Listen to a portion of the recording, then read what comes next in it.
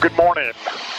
This is just going to be a short video to demonstrate the flight director.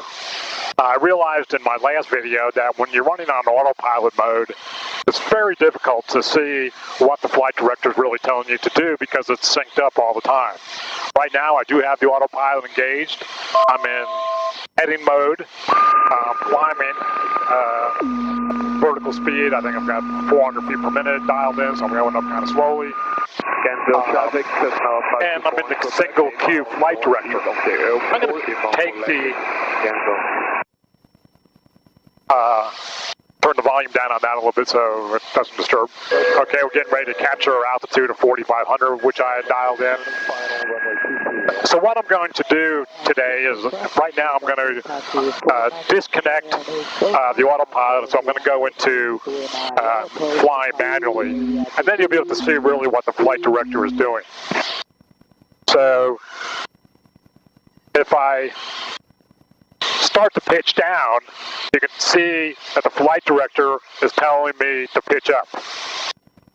If I wanted to climb to get the needles back in there, if I wanted to climb to, say, 5,000 or 52, let me get my vertical speed though. Let me go a little bit higher. Let's go to 65. With my vertical speed, 6233 Hotel, turning final, runway 14. 500 feet per minute. And there you can see the flight director tell me what I need to do to pitch up to go to 500 foot per minute climb. Now if I wanted to change my heading, so I change my heading using the heading bug here.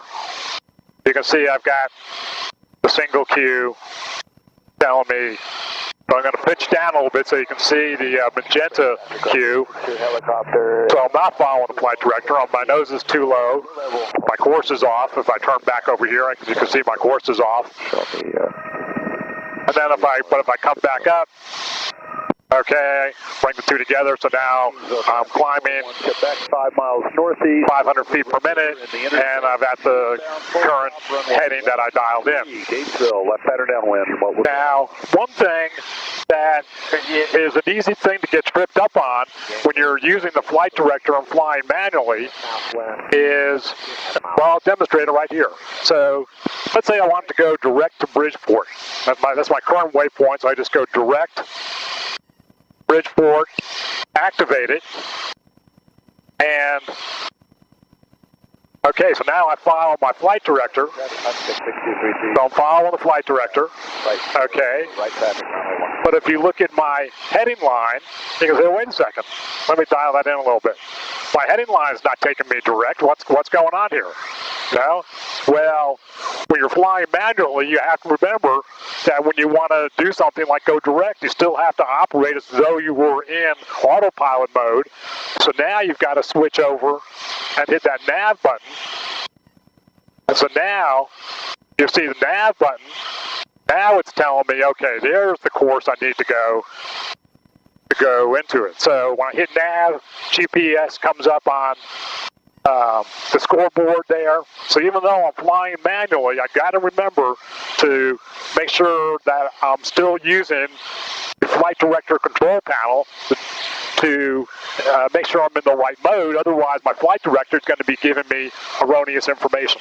So that's just a little thing that I know I've tripped up on doing that. It's like, gee, I know that my course is off. Why is it that the flight director is telling me to go one way when I know the course is another way?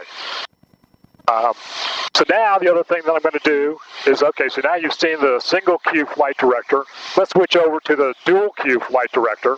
So menu, go to the main menu, go to my setup, pick flight director, indicator type, go from single queue to dual queue, and then I go back to my map page. And so now I'm in dual queue mode, so I've got my flight director, and let me kind of get off course a little bit so you can see what it's telling me to do.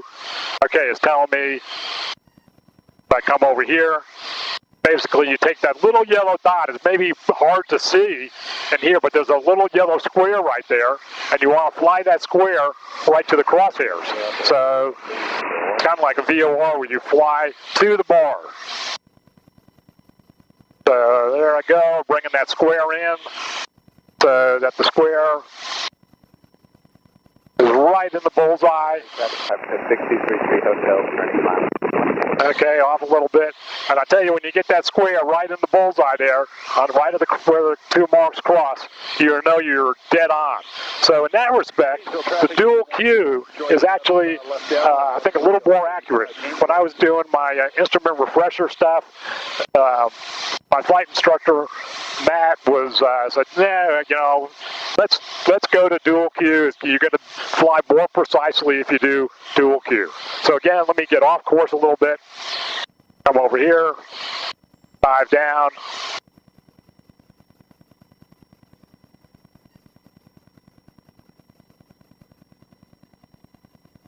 And then if I want to get back on course,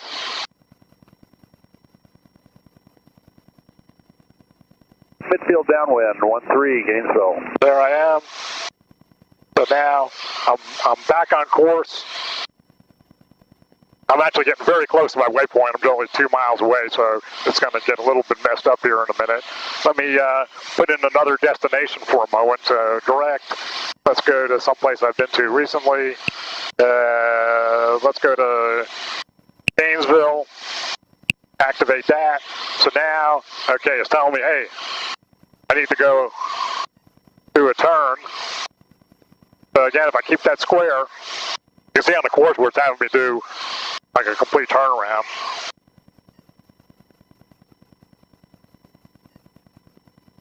But manually flying the flight director. So that's basically it for the video today.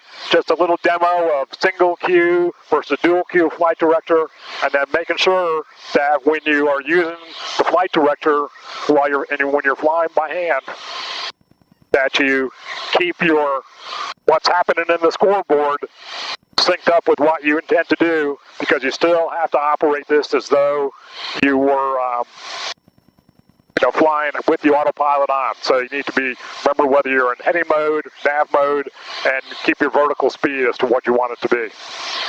Okay, that's it for today. Hope you enjoyed this short little video. Have a great day.